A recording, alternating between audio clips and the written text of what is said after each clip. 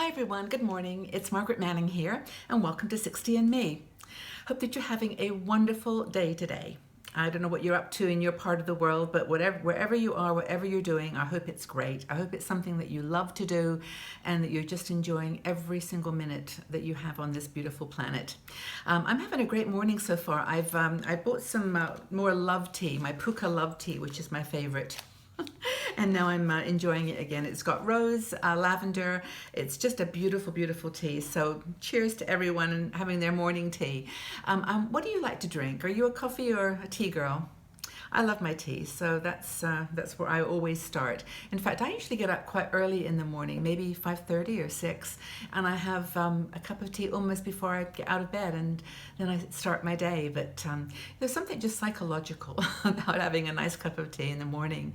But anyway, I do hope that you're doing great and that things are going well for you in your life. I know this is a very challenging time in our crazy world, and lots going on in our brains, but this is the time of our life when we actually have an opportunity to kind of reassess. And the buzzword these days for women and men in their 60s is reinvention. We're going to reinvent ourselves. And while I do think that's a really powerful word, and it actually does describe in a way the process, we've got priorities that are shifting, our families are changing, we've got our family moving away from us, our kids are having children of their own and building their own lives. So the dependencies that we identified ourselves with as younger women are changing. We've changed our jobs. Perhaps we are now not working any longer, and maybe it wasn't such a good separation. Maybe there was maybe you didn't want to stop, but it just had to be, or it was forced on you. There's all kinds of things that happen that do make you feel like you're a victim of your circumstances. It's not my fault. What can I do? But we do have to pull ourselves together in our 60s and just get on with it. I mean, really, there's no other way. We can either surrender to the situation, to the choices that we made, and feel bad, or we can say, this is where we start. We start and to feel good and build again. So reinvention is kind of the buzzword, but in a way it's kind of rediscovering yourself. I don't know about reinventing. That just sounds like a lot of work, because in a way we've actually got everything that we need to know right here in ourselves. We know who we are. We know the decisions that we've taken in our lives that have changed the direction, and so I think we have all that information to hand. We just have to know how to use it. So the first thing I think to do is to go back to your childhood. Just go for a walk one day, or sit down on a bench or in your house. Just have a reflection on your childhood. What did you love to do when you were a kid? Did you love to go out into nature and, did you collect rocks? Did you like running? Did you enjoy playing games? Were you a dreamer? Did you read a lot? What did you like to do? Did you like to build things? Construct things? I think it's really a kind of a cool exercise. Did you always have a pet? Did you like pets? Did you always have a dog or a cat? I mean, just think about the things that made you smile as a child. The things that really, really made you feel good. And, make a list. Make a big, big list, a long, long, long list. Because as children, I think we're really open to new experiences and new joys and new, events. And everything is seen through this lens of creativity and curiosity. So I think that's the joy of going back to your childhood. Just let it go. Everything you love to do. Okay, so put that list aside. Now, think about what you're good at. Over the years, what have you become good at? Now, this is important because you have to think about, your work, the career decisions. Maybe some of them weren't really ones that you wanted to make, so you got out of them quickly, or you stayed and got on with it and developed the skills that you needed. But think about the things that you really do well, that not so much that you love to do, but the things that you've learned how to do really, really well. Do you like to sell? Are you a seller? Can you close a deal? Are you persuasive? Can you tell people the benefits of something and really make them want it? If you've got that skill, are you good with people? I mean, maybe you're really good at like a retail store. Are you like helping people? Are you good at, physically? Are you a nurse, or have you taken on skills where you physically know how to do something unique? You've got a skill that's quite beautiful. I mean, record everything that you're good at. Write it all down. And then this list will reveal your talents. It'll reveal what you're really, really good at and what you've got skills that you can share. So the next thing, once you've done that, are you thinking, is this actually useful? I mean, I did this exercise. I do it on my birthday a lot, this same exercise, just to make sure that I'm matching up my skills to what I love. And that is the third thing that that you can do, is to take the things that you're doing, that you know how to do really well, and you've learned over time through education or experience, and match them to that first list of things that you love to do. So, do you love to build communities? That's what I love to do. This is one of my passions.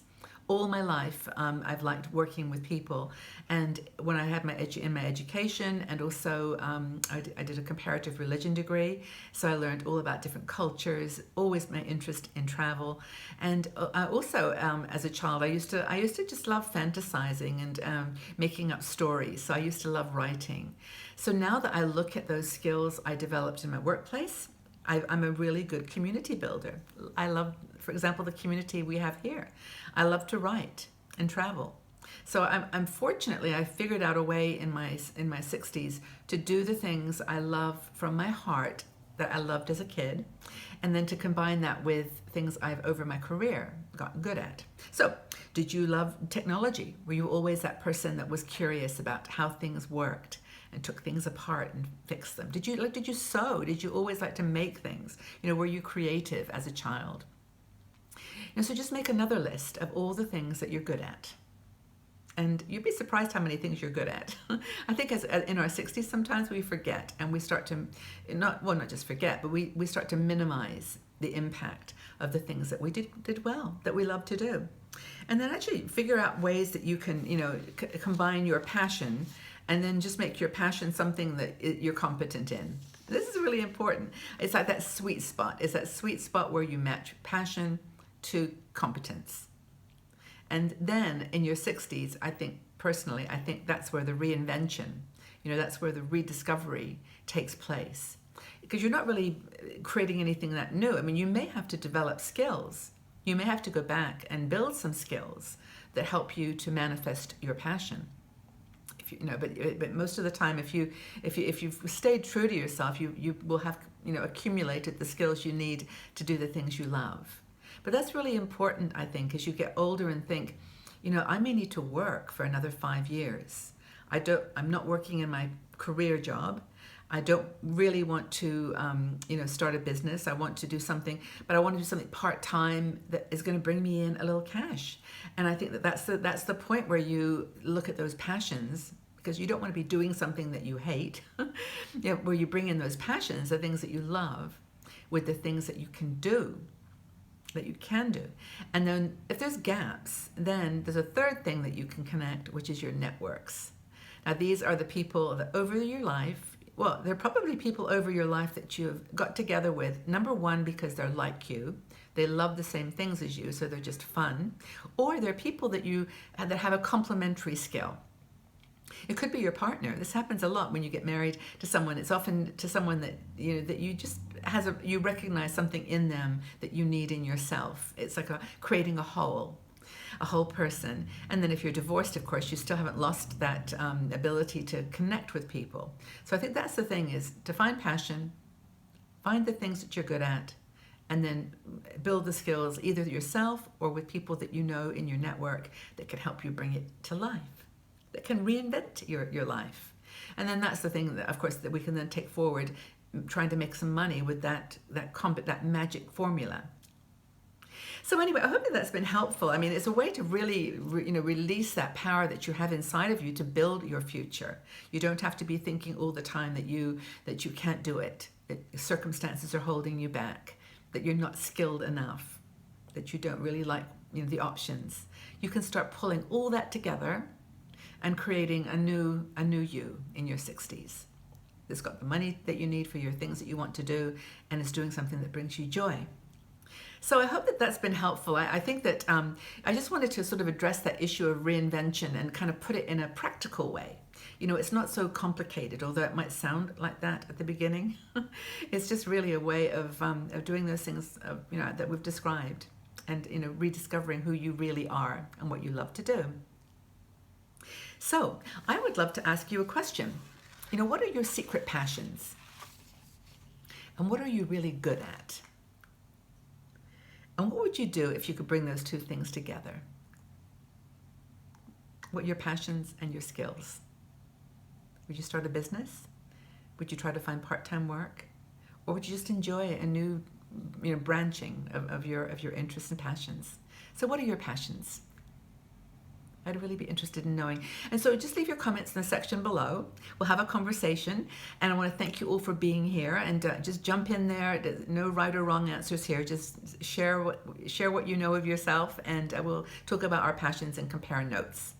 And I really do appreciate you being here. Have a super day. And I'll see you all back here again really soon. Take good care, everybody. Bye-bye for now.